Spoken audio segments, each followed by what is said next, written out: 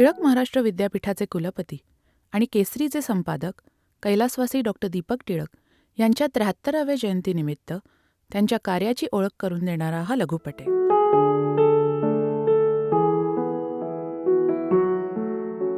थोर व्यक्तीच्या घराण्यात जन्माला येणे ही कितीही गौरवशाली असले तरी त्याबरोबर येणारी जबाबदारी आणि समाजाची वाढलेली अपेक्षा पूर्ण करणे हे कायमच आव्हानात्मक असते. डॉक्टर दीपक टिळक यांच्यासमोरही हे आव्हान होते आणि ते केवळ लोकमान्यांचेच नव्हते तर पुढच्या प्रत्येक पिढीतील व्यक्तींनी आपली समाजधार्जिणी वृत्ती दाखवली होती.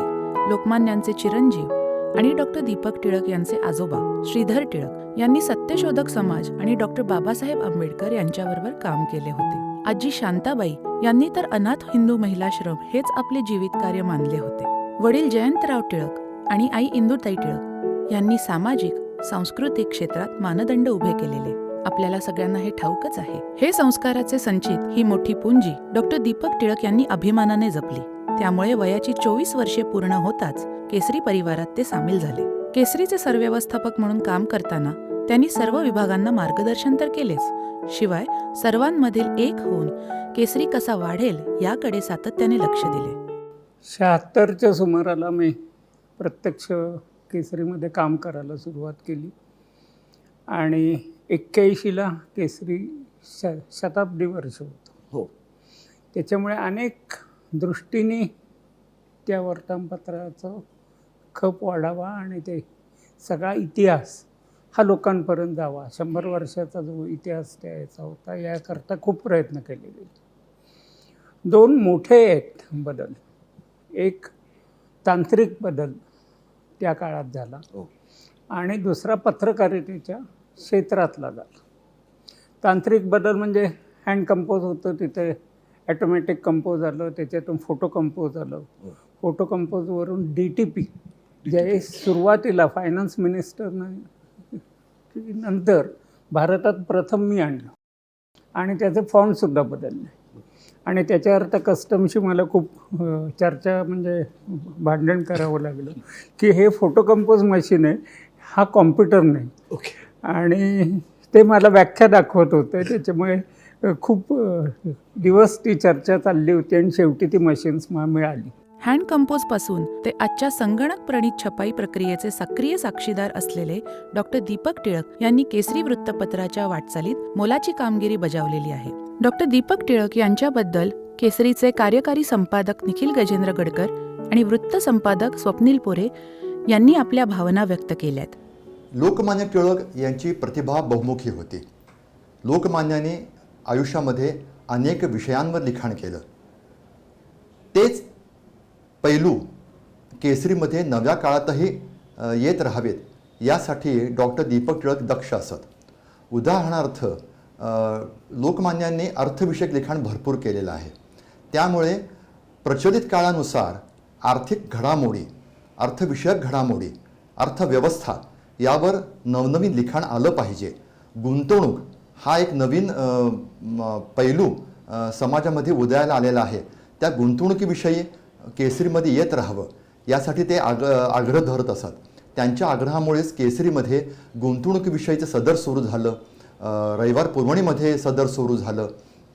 त्याचप्रमाणे डॉक्टर दीपक टिळक हे स्वतः क्रीडा क्षेत्राचे भोगते होते.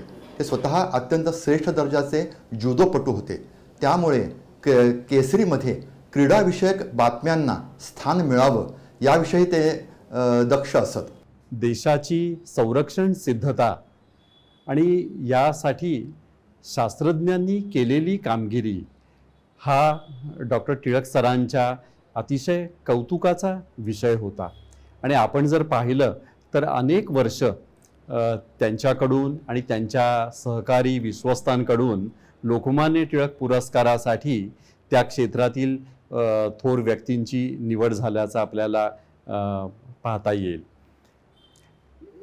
अनेक शास्त्रज्ञांची, इस्रोच्या त्या वेळच्या प्रमुखांची केसरीचे संपादक आणि विश्वस्त म्हणून त्यांचा अतिशय उत्तम संवाद प्रस्थापित झाला होता.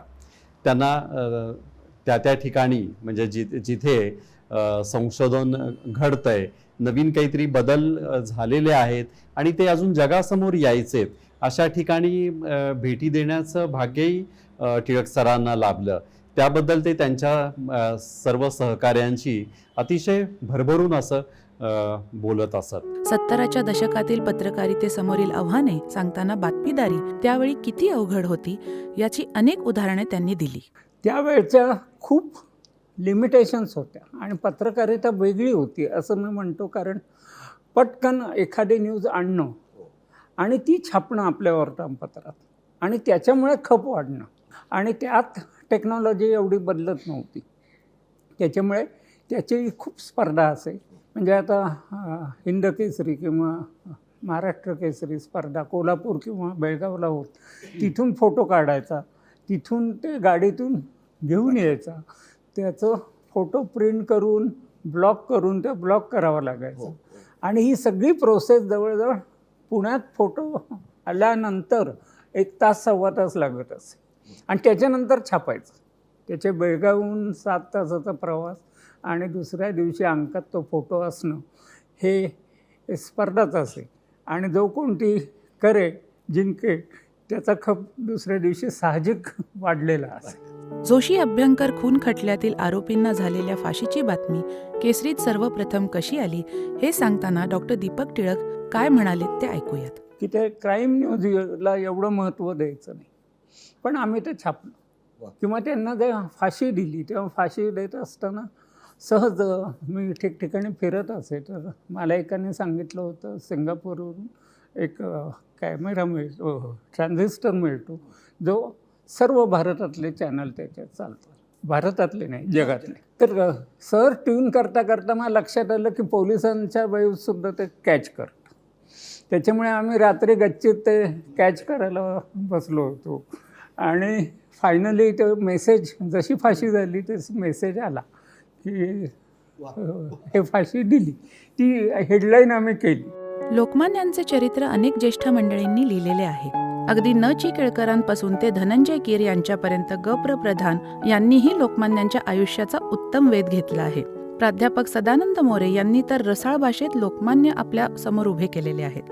तरीही डॉक्टर दीपक टिळक यांनी लोकमान्य टिळक यांच्या कार्याविषयी जे लिहिलेले आहे याविषयी आवर्जून सांगण्यासारखे आहे. ते म्हणजे त्यांनी लोकमान्यांच्या कार्याचा अतिशय अभ्यासपूर्ण आणि साकल्याने वेध घेतला आहे. डॉक्टर दीपक टिळक यांचे बालमित्र आणि ज्येष्ठ पत्रकार डॉक्टर सुकृत खांडेकर यांनी डॉक्टर टिळक यांच्या व्यक्तिमत्वाचे पैलू उलगडून दाखवले. दीपक टिळक यांना मी जवळून बघतोय, एक पत्रकार म्हणून, संपादक म्हणून, कुलगुरू, कुलपती. प्रत्येक ठिकाणी ज्या भूमिकेत दीपक टिळक यांनी काम केलं त्या भूमिकेला त्यांनी 100%पेक्षा जास्त न्याय दिला. केसरीचे संपादक, केसरी मराठा संस्थेचे विश्वस्त, टिळक महाराष्ट्र विद्यापीठाचे कुलगुरू, नंतर कुलपती, टिळक स्मारक मंदिराचे विश्वस्त, केसरी परिवारातल्या डझनभर संस्थांचे ते अध्यक्ष विश्वस्त होते. आणि या सगळ्या त्यांच्या कामामध्ये, कारकिर्दीमध्ये या सर्व संस्थांची त्यांनी प्रतिमा उंचवली. टिळक विद्यापीठाचा कारभार त्यांनी खूपच मोठा केला, विस्तार मोठा केला आणि सर्वांना आश्चर्यचकित केलं. आज हजारो विद्यार्थी टिळक महाराष्ट्र विद्यापीठात शिकत आहेत. नवे उपक्रम, नवीन कल्पना, नवीन दिशा आणि नव्या युगाला उपयुक्त असलेले अभ्यासक्रम त्यांनी सुरू केले आणि विद्यार्थ्यांना मोठ्या प्रमाणावर आकर्षित केलं. मी केसरीमध्ये कार्यकारी संपादक म्हणून काम करत असताना एक दिवस अचानक त्यांनी केबिनमध्ये बोलवून घेतलं आणि त्यांनी मला विचारलं, अरे तुला PhD करायचं आहे ना? म्हटलं हो करायचं आहे ना.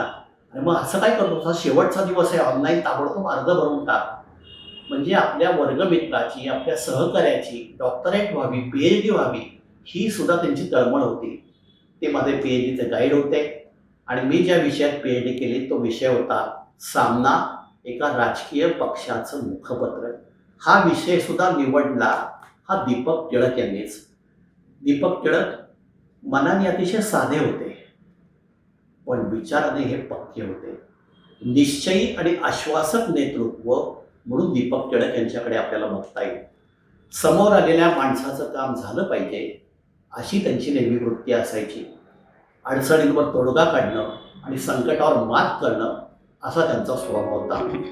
टिळक महाराष्ट्र विद्यापीठाच्या कुलगुरूपदी 15 वर्षे त्यांनी काम केले. 80-85 वर्षाची परंपरा असलेल्या विद्यापीठाची धुरा हातात घेताना बदललेल्या सामाजिक सांस्कृतिक गरजांचा विचार करत अभ्यासक्रमांमध्ये बदल केले. त्यामुळे भारत विद्या म्हणजेच इंडॉलॉजी पासून ते हॉटेल व्यवस्थापन, जपानी भाषा, आयुर्वेद पासून ते ॲनिमेशनपर्यंतचे अनेक अभ्यासक्रम विद्यापीठात सुरू आहेत. कौशल्य विकास यावर सरांचा विशेष भर असल्यामुळे हा स्वतंत्र विभाग ही या विद्यापीठाची एक वेगळीच ओळख ठरली आहे. कृत्रिम बुद्धिमत्ता हा ऐरणीवर आलेला विषय येत्या काळात महत्त्वाचा ठरणार आहे हे जाणून त्यांनी विद्यापीठात या संबंधीची प्रयोगशाळाही तातडीने उभारली. राष्ट्रीय सुवर्णपदक विजेते जुडोपटू असलेल्या डॉक्टर दीपक टिळक यांनी विद्यापीठात क्रीडा संस्कृती कशी वाढेल याकडेही विशेष लक्ष दिले. त्यामध्ये भरीव योगदान देताना महाराष्ट्र ग्रंथोत्तेजक म्हणजेच वसंत व्याख्यानमाला आयोजित करणारी संस्था, रोज सोसायटी, 150 वर्षांची परंपरा लाभलेली वेदशास्त्रोत्तेजक सभा, अनाथ हिंदू महिलाश्रम अशा अनेक संस्थांच्या कामातही त्यांचे लक्षणीय योगदान आहे. वसंत व्याख्यानमाला हा ज्ञानयज्ञ गेली 150 वर्षे अव्याहत सुरू आहे. त्याचे बरेचसे श्रेय त्यांना जाते. टिळक महाराष्ट्र विद्यापीठाचे कुलपती डॉक्टर दीपक टिळक हे शिक्षण, समाजसेवा आणि सांस्कृतिक क्षेत्रातील उल्लेखनीय योगदानासाठी विविध सन्मानांनी गौरवले गेले. सन 2020 मध्ये त्यांना जपान सरकारकडून फॉरेन मिनिस्टर्स कमेंडेशन अवॉर्ड प्रदान करण्यात आला. त्याचबरोबर पंजाबच्या देशभगत विद्यापीठाकडून डॉक्टर दीपक टिळक यांना मानद डिलीट पदवी देऊन गौरवण्यात सुद्धा आले. पत्रकारिता, शिक्षण आणि सामाजिक क्षेत्र यामधील डॉक्टर दीपक टिळक यांची 5 दशकांची कामगिरी अजोड म्हणता येईल अशी आहे.